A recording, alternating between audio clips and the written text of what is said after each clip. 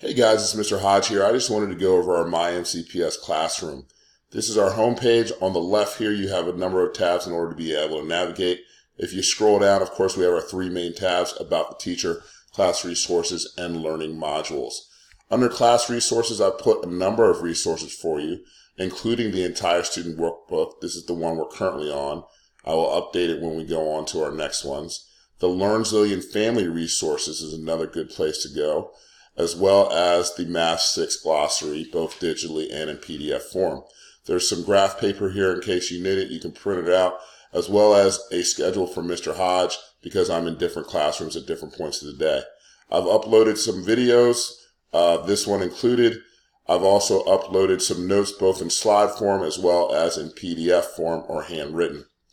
If I go back to the home page and then go to the Learning Modules page, I have some actual additional work that you can do, including these enrichment ones. If I click on the PDF, I'm going to get this kind of blank page. The blank page, if I come up here to the white and click on it, it's going to load that PDF in another window.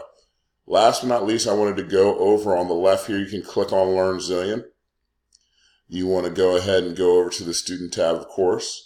But you don't want to sign in right here. You actually want to click on Log In with Clever.